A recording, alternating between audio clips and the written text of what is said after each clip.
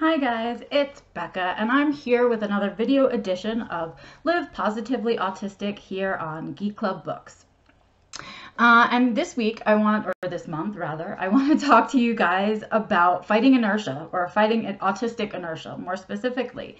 According to Merriam-Webster, inertia is defined as, and I'm going to read this for you guys so I don't mess it up, a property of matter by which it remains at rest or in uniform motion at the same straight line unless acted upon by some external force, which is a really fancy way of saying that things tend to stay in motion or stay still unless something else affects it, right? And that's kind of how we are as autistics. We sort of like things the way that they are. We like our routine, and we don't particularly like it when change happens, especially when it's unexpected change. Or something like that. So what I think tends to happen to us is that we kind of freeze when change happens, and then we don't know what to do, so we kind of crash, right? So this time recently in my life, I sort of went through a scenario where I went from being employed to being unemployed, which is a really common thing that happens to those of us on the spectrum. We kind of have our crazy job histories. And so this time that this happened, instead of giving in to a state of freeze and crash, which would have been super easy for me to do, I decided that this time I wanted to do it a little differently. So there were some things that I did in order to change that, and I wanted to share those things with you guys because most of them, shock, shock, shock, most of them worked. And so these are some things that you guys can use in your life if you run into a situation where change happens unexpectedly. So my steps for fighting autistic inertia are: step 1, physically do not be still, right? It's super easy when something really frustrating happens or change happens unexpectedly, whether it's good or bad change. It's super easy to just freeze and get physically still, not know what to do, so do nothing, right? So this time I said, no, I'm not going to physically sit still. So I forced myself to go on a lot of extra dog walks, which for me got me outside and in the sunshine and in the fresh air. And it also kept me physically in motion. So I kept my energy in motion too. So it kept me moving. It gave me a reason to get dressed and a reason to keep going with the day. Step 2, after that, mentally keep your mind in forward motion, right? Because it would be super easy in these scenarios, or it is our habit, to sort of go into old loops of negative self-talk and blaming ourselves for the situation, or blaming ourselves for our inability to cope with the situation, or any of the above. So mentally, you want to keep your brain kind of in forward motion, looking towards the future instead of reliving what happened and reliving the scenario in your head and kind of keeping yourself in the past. You want to make sure your brain is moving forward. So for me in this situation, it meant applying to jobs on a regular basis. Every day, setting an amount of jobs I needed to apply to, whether they were perfect or not. It kept me doing something positive to change the situation and move it forward, rather than blame myself for something I may or may not have done, keeping myself in this situation. So that was the next thing that I did. Step 3 is, oh, you're gonna love this one. It's easy. Rest. Yep. Make sure you are taking lots of rest and downtime and relaxation breaks, because this is a big trauma for you as a person, right? And a transition happens, whether it's a change you're expected or not expected.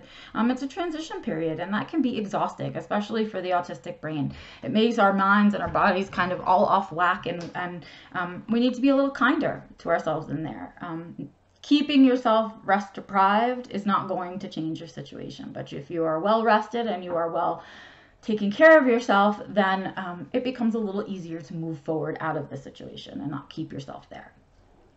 Step 4, enthuse on your enthusiasms. I love this one, right? It's really easy to forget that fun is an important part of being a human, of being a happy, healthy human. So don't punish yourself by eliminating the fun. Something might have happened. It might be what you consider to be a failure, or it might have been an unsuccessful or challenging moment that you could have wished that you could do again and do better. But punishing yourself by depriving yourself of what you enjoy isn't going to change that situation. And in fact, it's going to keep your spirits pretty low. So what I say is enthuse in your enthusiasms. What you love to do, enjoy it. Continue to enjoy it. Continue to do it.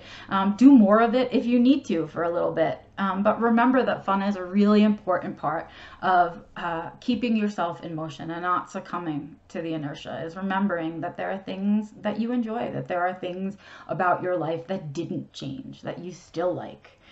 So do that. Step 5, this is an important one. Don't stop caring about you.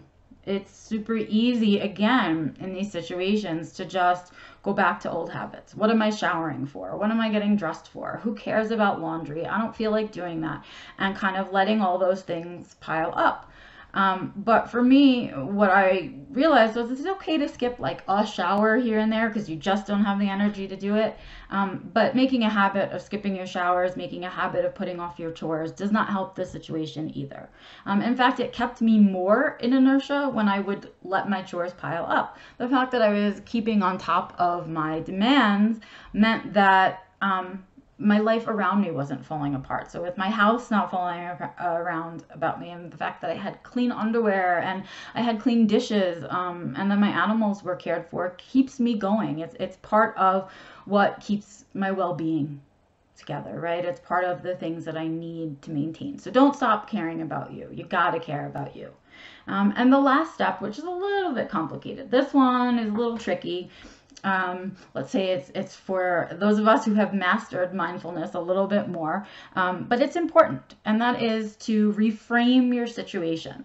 Remember, it's not always, as negative as our brains make it out to be. When we are struggling with a transition or we're struggling with change, our brains like to be super negative and full of anxiety, and that means oftentimes our brains are lying to us.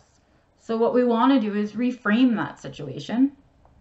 And you want to make sure that you're looking at it through the right lens. So what I did for myself, for example, I'll use my example. I didn't lose my job. I know where it is. I know where it went. I know all about it. It's not lost. It's not missing. I know what happened. Instead, what I did was reframe my situation and say that I'm no longer under contract.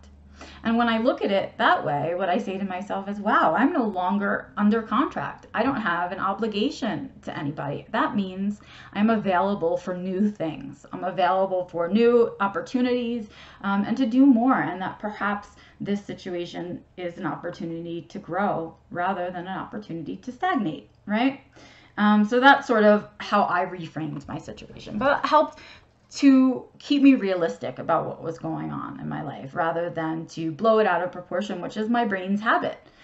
So change that habit was great. And the result of all of these steps, of these 6 fine steps in fighting autistic inertia, is that I kept myself in motion, right? I didn't succumb to the sitting still. I didn't succumb to the change and the transition and say, oh, that's it, I'm not moving, right? No more for me.